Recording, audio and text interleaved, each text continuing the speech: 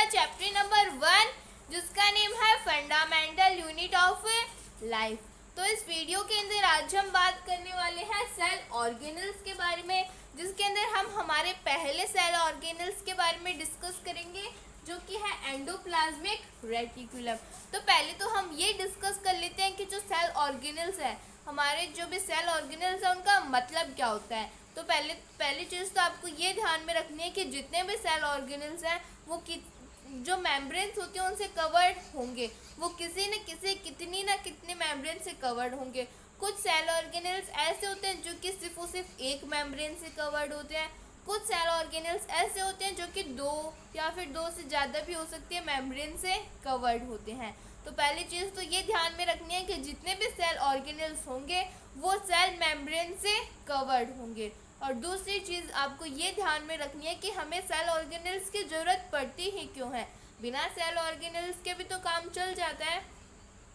तो हमें cell organelles की ज़रूरत इसलिए पड़ती है क्योंकि हमारी जो बॉडी होती है वो बहुत ही कॉम्प्लेक्स होती है, उनके अंदर बहुत सारे सेल्स होते हैं और बहुत सारे सेल्स जो होते हैं उनको अलग अलग डिफरेंट काम करने पड़ते हैं और बहुत सारे काम जो है वो सेल्स को करने पड़ते हैं। अब ऐसा थोड़ी है कि सेल के अंदर जो अकेला न्यूक्लियस है वही सारा काम कर देगा, सेल को कुछ हेल्प चाहिए होगी किसी न किसी चीज़ों की।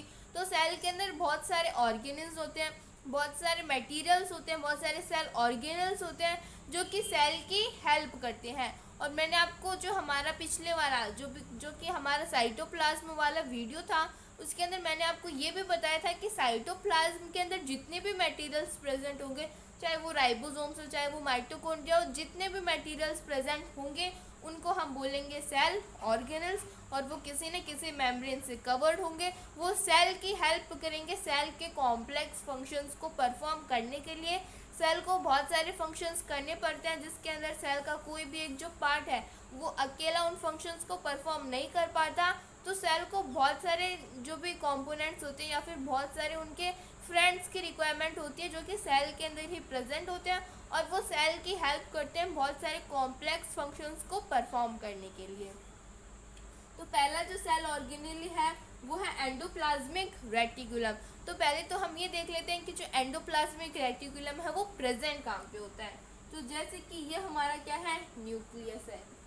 अब सेल का जो बेसिक स्ट्रक्चर होता है वो तो आपको पता ही होगा, बीच में न्यूक्लियस होता है और एक क्या होती है, उनकी सेल मेम्ब्रेन होती है। तो एक बार सेल मेम्ब्रेन मैंने थोड़ी बड़ी बनाई है क्योंकि इसके अंदर हमें जो एंडोप्लाज्मिक रेटिकुलम है वो भी बनाना है। तो एक न्यूक्लियस है, ये एक सेल मेम्ब्रेन है या फिर इसको हम प्लाज्मा मेम्ब्रेन भी बोल सकते हैं।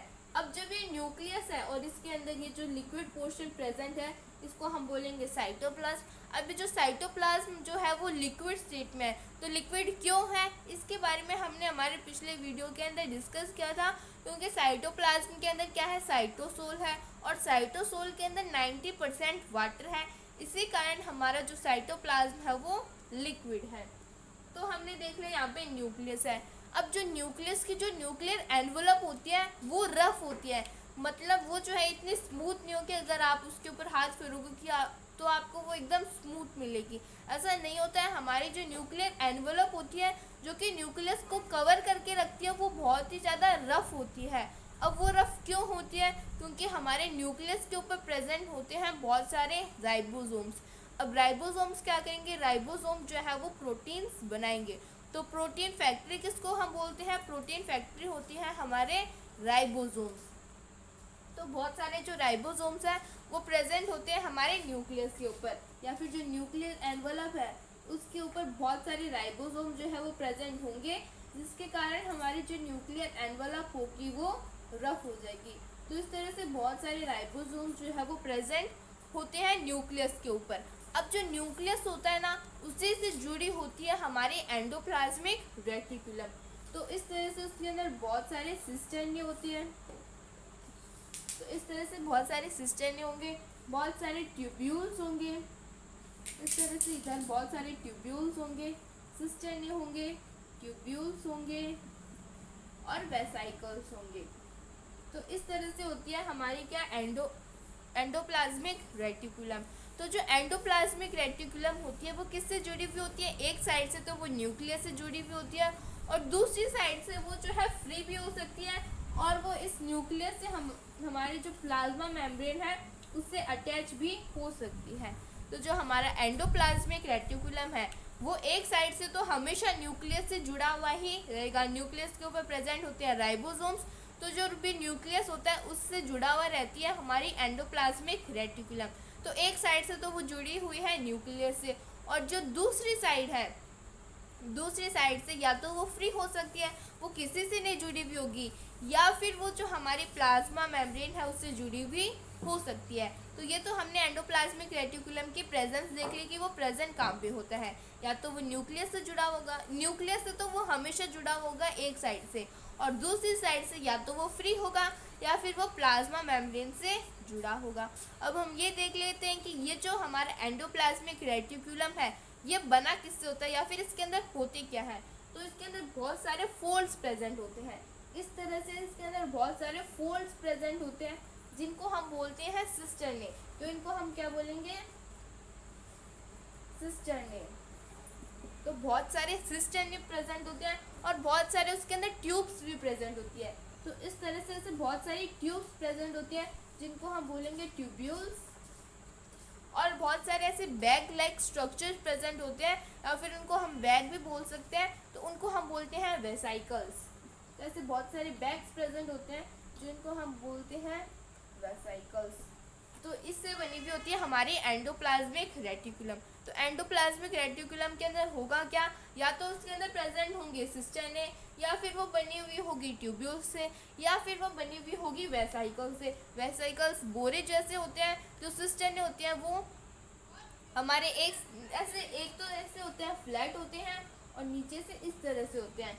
तो वो एक होते हैं सिस्टर्ने और एक होते हैं ट्यूब्यूल्स। जो बड़ी बड़ी ट्यूब्स होती है उनको हम बोलते हैं ट्यूब्यूल्स। तो एंडोप्लाज्मिक रेटिकुलम किससे बना होगा, ट्यूब्यूल से, सिस्टर्ने से और वेसाइकल से।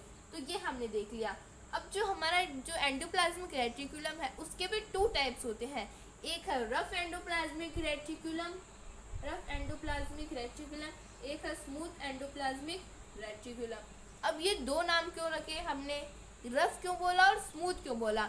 तो रफ हमने इसलिए बोला क्योंकि ये मैंने आपको अभी भी बताया था कि जो न्यूक्लियस होता है उससे जुड़ा हुआ रहता है हमारा एंडोप्लाज्मिक रेटिकुलम। तो वो वाली साइड एंडोप्लाज्मिक रेटिकुलम की जो कि न्यूक्लियस से जुड़ी हुई रहती है उसको हम बोलेंगे रफ एंडोप्लाज्मिक रेटिकुलम। तो उसको हमने रफ क्यों बोला, स्मूथ भी तो बोल सकते थे। तो उसको हमने रफ इसलिए बोला क्योंकि न्यूक्लियस के ऊपर प्रेजेंट होते हैं राइबोसोम्स, और हमारी एंडोप्लाज्मिक रेटिकुलम जो है वो भी अटैच होती है किससे, न्यूक्लियस से। तो जो राइबोसोम्स न्यूक्लियस के ऊपर प्रेजेंट होते हैं वो बाद में एंडोप्लाज्मिक रेटिकुलम के ऊपर भी आ जाते हैं। तो कुछ राइबोसोम जो होते हैं वो एंडोप्लाज्मिक रेटिकुलम के भी ऊपर भी आ जाते हैं। तो जो एंडोप्लाज्मिक रेटिकुलम है जिसके ऊपर राइबोसोम्स प्रेजेंट होते हैं उनको हम बोलते हैं रफ एंडोप्लाज्मिक रेटिकुलम। और कुछ ऐसे होते हैं जिनके ऊपर जो राइबोसोम्स है वो नहीं आ पाते, तो वो क्या हो जाती है, स्मूथ हो जाती है। और जो स्मूथ होती है उसको हम बोलेंगे smooth endoplasmic reticulum. Endoplasmic reticulum के टू टाइप्स होते हैं। जो एंडोप्लाज्मिक रेटिकुलम है वो हमेशा एक साइड से तो जुड़ी हुई होगी न्यूक्लियस से, दूसरी साइड से वो फ्री भी हो सकती है, या फिर वो जो हमारी प्लाज्मा मेम्ब्रेन्स है उससे भी जुड़ी हुई हो सकती है।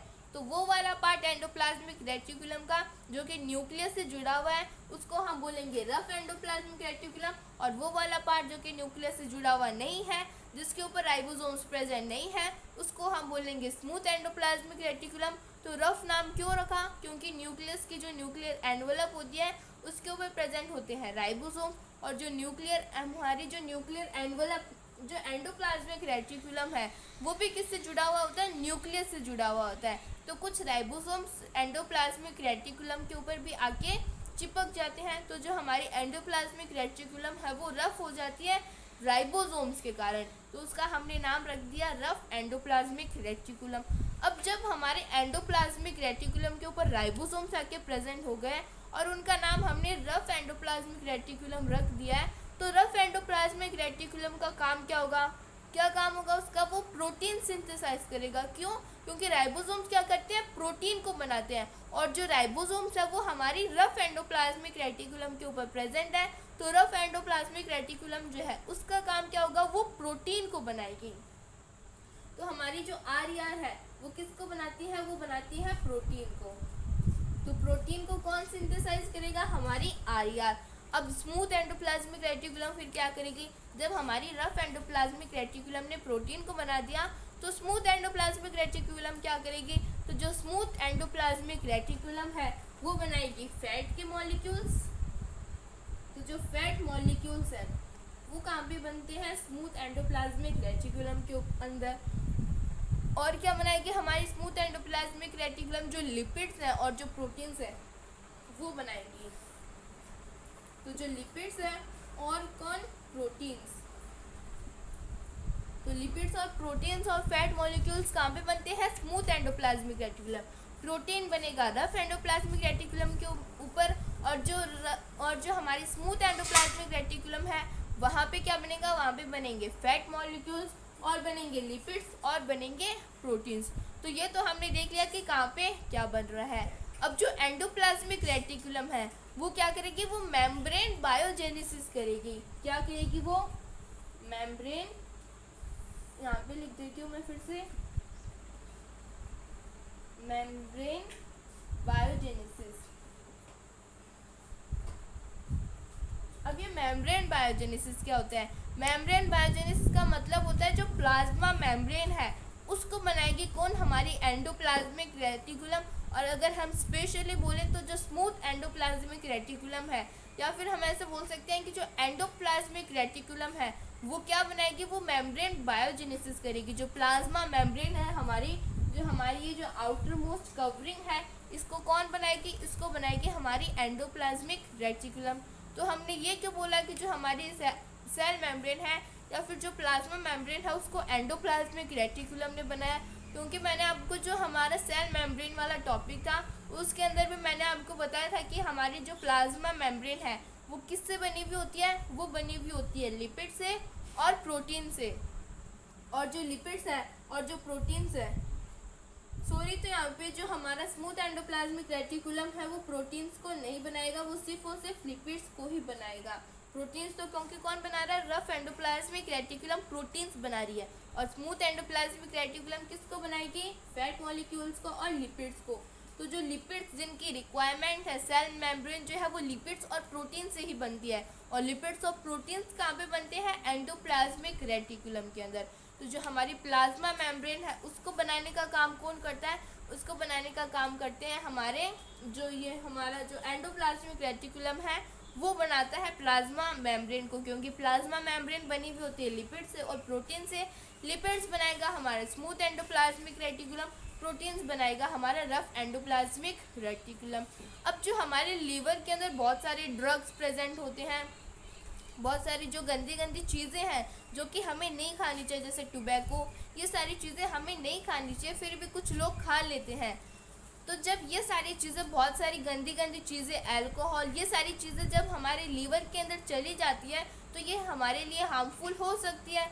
तो जो एंडोप्लाज्मिक, स्पेशली जो स्मूथ एंडोप्लाज्मिक रेटिकुलम है वो क्या करेंगे, जितने भी वेस्ट मटेरियल होंगे, जो भी अल्कोहल, जो भी टोबैको, ये सारी चीज़ें जो होगी उनको डाइजेस्ट कर लेंगे, उनको हार्मलेस बना देंगे। मतलब जो स्मूथ एंडोप्लाज्मिक रेटिकुलम है वो जितनी भी गंदी गंदी चीज़ें हैं उनको डिटॉक्सिफाई करने में हमारी हेल्प करता है। जो चीज़ें हैं जैसे कि हम मान लेते हैं कि जो टोबैको है वो हमारे लीवर के अंदर प्रेजेंट है, जो ड्रग्स है वो हमारे लीवर के अंदर प्रेजेंट है। तो जो स्मूथ एंडोप्लाज्मिक रेटिकुलम है वो क्या करेगा, वो जाएगा और वो जितना भी मटेरियल है उसको हार्मलेस बना देगा, अब वो हमारे लिए हार्मफुल नहीं होगा। और जो हमारा एंडोप्लाज्मिक रेटिकुलम है ये बहुत सारे एंजाइम्स को भी बनाता है। तो ये बहुत सारे फंक्शंस होते हैं एंडोप्लाज्मिक रेटिकुलम के। और जो एंडोप्लाज्मिक रेटिकुलम है वो ट्रांसपोर्ट करने में भी हेल्प करता है। अब ट्रांसपोर्ट करने में कैसे, तो जैसे आपको दिख रहा होगा कि एंडोप्लाज्मिक रेटिकुलम ने कितने एरिया को कवर करके रख रखा है। अब किसी भी चीज़ को न्यूक्लियस से कहाँ पे जाना है, न्यूक्लियस से साइटोप्लाज्म के अंदर जाना है, तो वो कैसे जाएंगे, क्योंकि जो एंडोप्लाज्मिक रेटिकुलम है उन्होंने तो घेर रखा है न्यूक्लियस को। तो जो हमारा एंडोप्लाज्मिक रेटिकुलम है उसकी हेल्प लेके कोई भी मटेरियल न्यूक्लियस से साइटोप्लाज्म के अंदर जाएगा। तो जो एंडोप्लाज्मिक रेटिकुलम है वो ट्रांसपोर्ट के अंदर भी हमारी हेल्प करती है, या फिर हमारे सेल की हेल्प करती है। कौन, एंडोप्लाज्मिक रेटिकुलम ट्रांसपोर्ट करने के लिए। अगर किसी भी चीज़ को न्यूक्लियस से जाना है कहाँ पे, साइटोप्लाज्म के अंदर, तो वो क्या करेगा, जो भी हमारा न्यूक्लियस है उससे जाएगा एंडोप्लाज्मिक रेटिकुलम में और उससे चला जाएगा बाद में साइटोप्लाज्म के अंदर।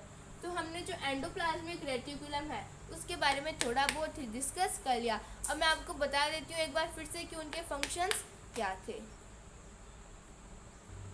तो एक बार हम रिवाइज कर लेते हैं हमने क्या पढ़ा। तो पहले हमने बात की सेल ऑर्गेनेल्स की। सेल ऑर्गेनेल्स क्या होते हैं, जो कि हमारे जो भी साइटोप्लाज्म है उसके अंदर जितने भी मटेरियल प्रेजेंट होते हैं उनको हम बोलेंगे सेल ऑर्गेनेल्स। अब ये जो सेल ऑर्गेनेल्स है ये हमेशा मेम्ब्रेन से कवर्ड होंगे। ये जितने भी सेल का जो कॉम्प्लेक्स फंक्शन है उसके अंदर सेल की हेल्प करेंगे। फिर हमने फर्स्ट हमारे मटेरियल या फिर सेल ऑर्गेनेल के बारे में डिस्कस किया है, जो कि है एंडोप्लाज्मिक रेटिकुलम। अब एंडोप्लाज्मिक रेटिकुलम की पहले हमने प्रेजेंस देखी कि वो प्रेजेंट कहाँ पे होता है। तो जो एंडोप्लाज्मिक रेटिकुलम है वो एक साइड से तो न्यूक्लियस से जुड़ा होगा और दूसरी साइड से वो फ्री भी हो सकता है या फिर प्लाज्मा मेम्ब्रेन से भी वो जुड़ा हो सकता है। अब फिर हमने बात की कि जो एंडोप्लाज्मिक रेटिकुलम है वो बना किससे होता है। तो जो एंडोप्लाज्मिक रेटिकुलम है उसके अंदर होंगे सिस्टर्ने, उसके अंदर होंगे वैक्यूल्स, उसके अंदर होंगे सिस्टर्ने, उसके अंदर होंगे वेसाइकल्स और होंगे ट्यूब्यूल्स। तो तीन चीज़ों से हमारा एंडोप्लाज्मिक रेटिकुलम जो है वो बना होता है, सिस्टर्ने, वेसाइकल्स, ट्यूब्यूल्स। सिस्टर्ने जो है वो फ्लैट होती है, इस तरह से होती है, उनका जो भी प्रेजेंस है वो इस तरह से प्रेजेंट होती है। तो ये क्या होती है, सिस्टर्ने होती है। वेसाइकल जो है वो एक बोरे की तरह होता है जिसके अंदर हम किसी न किसी चीज़ को एक जगह से दूसरी जगह पे ले जा सकते हैं। तो जैसे मैंने आपको अभी भी बताया कि जो हमारा एंडोप्लाज्मिक रेटिकुलम है वो ट्रांसपोर्ट करने के अंदर भी हमारी हेल्प करता है। तो जो एंडोप्लाज्मिक रेटिकुलम जो है वो वेसाइकल से बना होता है और यही वेसाइकल ट्रांसपोर्ट के लिए हमारे सेल की हेल्प करता है और वो बनी होती है बहुत सारी लंबी लंबी ट्यूब से, तो जिनको हम ट्यूब्यूल्स बोलते हैं। ये सारी चीज़ें हमने डिस्कस की। फिर हमने देखा एंडोप्लाज्मिक रेटिकुलम जो है वो 2 टाइप्स का होता है। एक होता है स्मूथ एंडोप्लाज्मिक रेटिकुलम और एक होता है रफ एंडोप्लाज्मिक रेटिकुलम। अब जो एंडोप्लाज्मिक रेटिकुलम है ये हमारे मेम्ब्रेन बायोजेनेसिस में हेल्प करता है। किसके अंदर, मेम्ब्रेन बायोजेनेसिस। तो मेम्ब्रेन बायोजेनेसिस में हमारे एंडोप्लाज्मिक रेटिकुलम जो है वो हेल्प करता है। हमारे आरईआर में बनते हैं प्रोटीन्स। तो जो प्रोटीन्स है वो कहाँ पे बनेंगे, आरईआर में, और एसईआर में बनेंगे लिपिड्स। हाँ, तो बहुत सारे जो लिपिड्स हैं वो कहाँ पे बनेंगे, एसईआर में। अब जो एसईआर में क्या होता है, जो भी ड्रग्स होते हैं, जितने भी मटेरियल्स होते हैं उनको डिटॉक्सिफाई करने में हेल्प करता है। तो डिटॉक्सिफाई किसको करने में हेल्प करता है, हमारी ड्रग्स को डिटॉक्सिफाई करने में हेल्प करता है। अब जो एंडोप्लाज्मिक रेटिकुलम है वो ट्रांसपोर्ट करने में भी हमारी हेल्प करता है और ये क्या करता है, मेम्ब्रेन बायोजेनेसिस, मतलब जो हमारी प्लाज्मा मेम्ब्रेन है उसको बनाता है। और जो प्लाज्मा मेम्ब्रेन है वो किससे बनी हुई होती है, लिपिड्स और प्रोटीन से बनी हुई होती है। लिपिड्स बनाए एसईआर ने, प्रोटीन बनाए आरईआर ने। अब आरईआर ने प्रोटीन क्यों बनाए, वहाँ पे कोई मशीन थोड़ी ना तो लगी हुई थी जो कि प्रोटीन्स को बनाई जा रही थी, क्योंकि आरईआर ने प्रोटीन इसलिए बनाए क्योंकि जो न्यूक्लियस होता है उसके अंदर बहुत सारे राइबोसोम्स प्रेजेंट होते हैं। और हमारा जो एंडोप्लाज्मिक रेटिकुलम होता है वो भी किससे जुड़ा हुआ होता है, वो भी न्यूक्लियस से जुड़ा हुआ होता है। तो जो वो वाला पार्ट जो कि न्यूक्लियस से जुड़ा हुआ है, न्यूक्लियस के अंदर कुछ राइबोसोम्स प्रेजेंट है, तो कुछ राइबोसोम्स न्यूक्लियस से हमारे एंडोप्लाज्मिक रेटिकुलम के ऊपर भी आके चिपक जाते हैं और उस वाले एरिया के ऊपर जहाँ पे जो राइबोसोम्स है वो आके चिपक गए हैं वो वाला पार्ट क्या कहलाएगा, रफ एंडोप्लाज्मिक रेटिकुलम में राइबोसोम्स बनाती है प्रोटीन्स। तो रफ एंडोप्लाज्मिक रेटिकुलम जो है वो भी क्या बनाएगा, प्रोटीन्स बनाएगा। फिर एसईआर ने सोचा है मेरा तो कोई काम ही नहीं है, मेरे को भी कुछ ना कुछ बनाना होगा। तो एसईआर जो है वो क्या बनाता है, एसईआर बनाता है लिपिड्स। और एसईआर जो है वो जितने भी मटेरियल्स होते हैं उनको डिटॉक्सिफाई करने में हेल्प करता है सेल की। और जो भी एंडोप्लाज्मिक रेटिकुलम है वो चीज़ों को ट्रांसपोर्ट करने में भी हेल्प करती है सेल की। अब जो हम देखते हैं कि जो सेल है उसका इतना अच्छा स्ट्रक्चर है, हम हमेशा सेल को गोल ही बनाते हैं, उसके अंदर एक न्यूक्लियस होता है। तो ऐसा क्यों नहीं होता है कि जो हमारा, पहले हमने ये देखा था कि जो हमारा न्यूक्लियस है वो क्यों नहीं चिपक जाता, क्योंकि न्यूक्लियस के अंदर बहुत सारे प्रोटीन फाइबर्स होते हैं जो कि न्यूक्लियस को चिपकने नहीं देते। अब हम ये इसके बारे में डिस्कस करेंगे कि हमारी प्लाज्मा मेम्ब्रेन है वो क्यों नहीं न्यूक्लियस के पास में आके चिपक जाती है, उसका ये डेफिनेट शेप क्यों होता है, क्योंकि उसको डेफिनेट शेप प्रोवाइड करती है हमारी एंडोप्लाज्मिक रेटिकुलम। तो एंडोप्लाज्मिक रेटिकुलम जो है वो स्केलेटल फ्रेमवर्क जो है वो भी प्रोवाइड करती है। तो हमारी वाला जो टॉपिक है एंडोप्लाज्मिक रेटिकुलम वाला वो कंप्लीट होता है। हमने सेल के बहुत सारे कंपोनेंट देखे, न्यूक्लियस देखा, साइटोप्लाज्म देखा, प्लाज्मा मेम्ब्रेन देखा, सेल वॉल देखा। फिर इस वीडियो के अंदर हमने स्टार्ट किया था सेल ऑर्गेनल्स के अंदर, जिसके अंदर हमने एंडोप्लाज्मिक रेटिकुलम के बारे में डिस्कस कर लिया।